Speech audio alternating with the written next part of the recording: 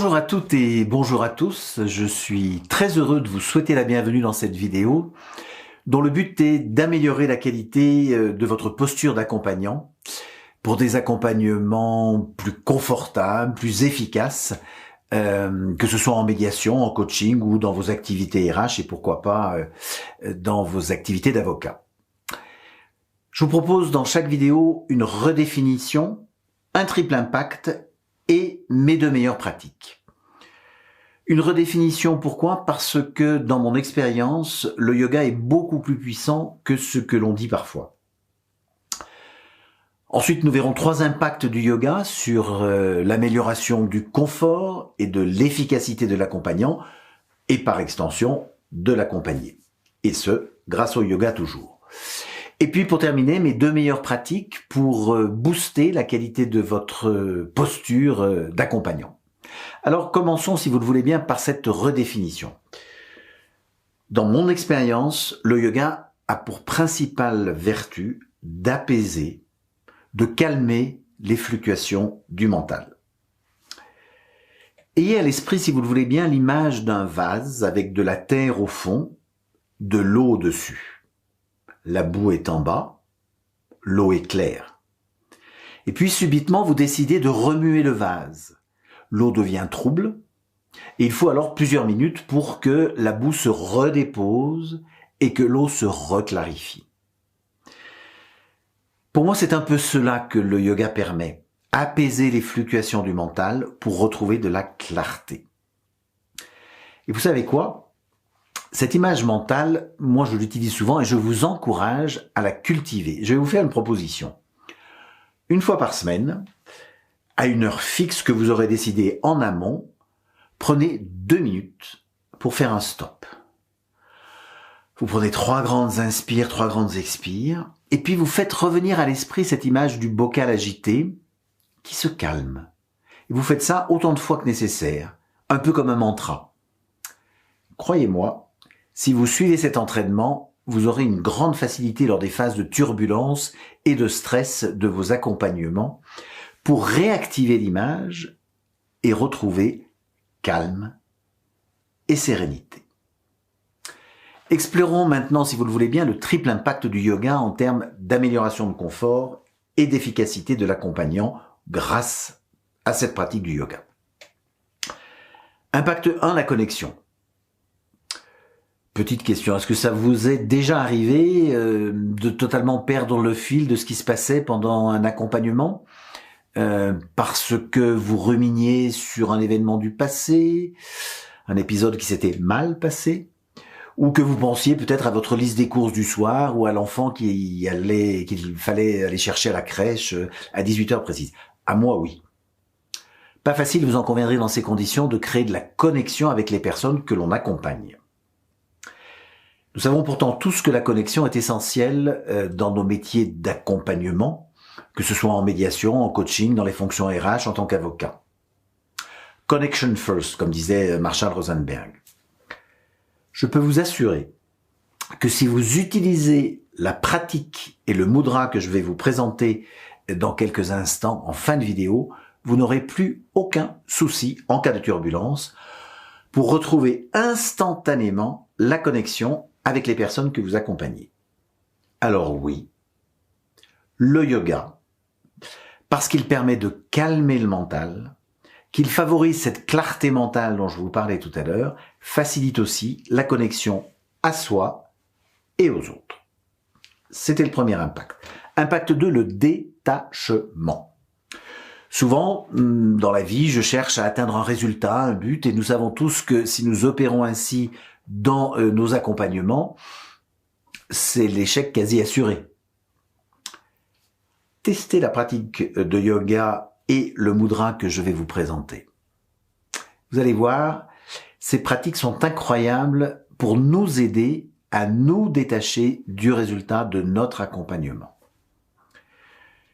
Il n'y a rien de magique à tout ça. C'est tout simplement parce que le yoga encourage le détachement par rapport aux résultats attendus ou désirés. Nous sommes invités à faire de notre mieux. C'est le fameux Nishkama Karma qui signifie en sanskrit action sans désir de résultat. L'idée que les pratiquants de yoga doivent s'engager dans l'action sans attacher d'importance excessive aux résultats ou aux fruits de leurs actions.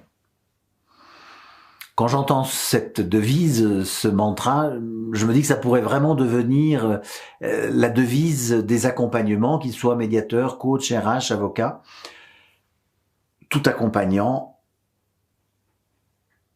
sait que s'il commence à s'attacher aux résultats, il a bien peu de chances de permettre aux personnes qui l'accompagnent de grandir en compétences ou de trouver un accord si on est dans un processus de médiation. Alors oui, parce que le yoga aide à ce détachement, je vous conseille vivement les pratiques et mudras que je vais vous présenter dans un instant. Impact 3, l'ouverture. Rodney Yee, qui est un des pionniers du yoga aux États-Unis, dit à propos du yoga, les endroits où vous avez le plus de résistance sont en fait les endroits qui vont être les plus zones de plus grande libération. À titre personnel, c'est ce que j'expérimente régulièrement en médiation, notamment avec les personnes qui résistent à l'idée d'aller en médiation. Vous connaissez sûrement des personnes à qui il est proposé un processus et qui sont en résistance. Un médiant qui résiste à une médiation, il est important, évidemment, de ne surtout pas essayer de le convaincre de quoi que ce soit. La seule chose à faire, c'est l'écouter. Et cela vaut en médiation, comme en coaching ou dans une activité de RH. Si je parviens à écouter celui que j'accompagne vraiment, alors je vais permettre l'ouverture vers des zones, des espaces où je vais trouver des pépites. Ce sont les fameuses zones dont cet auteur américain parlait. Donc en médiation, en coaching, en posture de RH, comme en yoga, bienvenue aux résistances. Bienvenue aux résistances. Comme je le dis souvent en médiation, comme dans tout accompagnement, tout est matériau. Et les résistances ne sont pas n'importe quel matériau. C'est un matériau en or. Venons-en pour terminer à la pratique. Je vous propose, pour terminer cette vidéo, d'illustrer mon propos avec une posture et un mudra que vous pourrez très facilement reproduire avant votre accompagnement, s'agissant de la posture, et pendant votre accompagnement, s'agissant du mudra. Et pour cela, j'ai fait appel à Mario Kanata. Mario Kanata est karatéka, coach sportif, sophrologue et professeur de yoga. Il va vous présenter une posture et un mudra.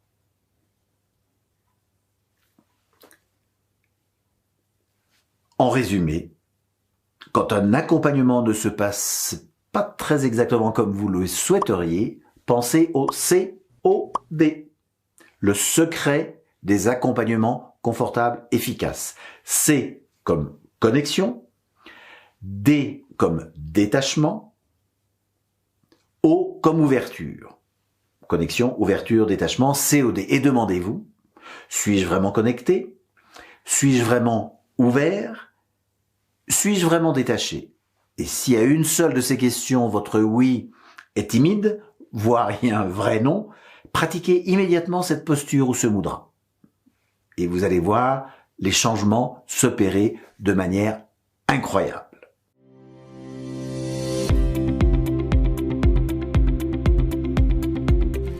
Bonjour et bienvenue à vous. Nous centrons aujourd'hui notre pratique sur le yoga. Voici un exercice accessible, facilement réalisable de chez vous ou depuis votre lieu de travail. Placez debout, proche d'un mur si besoin, les deux pieds largeur de bassin, les bras relâchés le long du corps et les yeux fermés. Concentrez-vous sur vos sensations d'enracinement dans vos voûtes plantaires. Écoutez le flux de votre respiration pendant quelques instants. Dégagez ensuite le regard à l'horizon en fixant un point en face de vous. Décollez votre talon gauche du sol et déposez-le sur la cheville droite. Le genou gauche en ouverture sur le côté. Les mains jointes devant la poitrine, alignées avec le centre du corps. Il est possible d'élever le talon en le posant sur le mollet de la jambe d'appui. Restez à l'écoute de toutes les fluctuations dans votre équilibre en conservant le regard fixe devant vous. N'oubliez pas de faire la même chose de l'autre côté, bien sûr. Bonne pratique et à bientôt.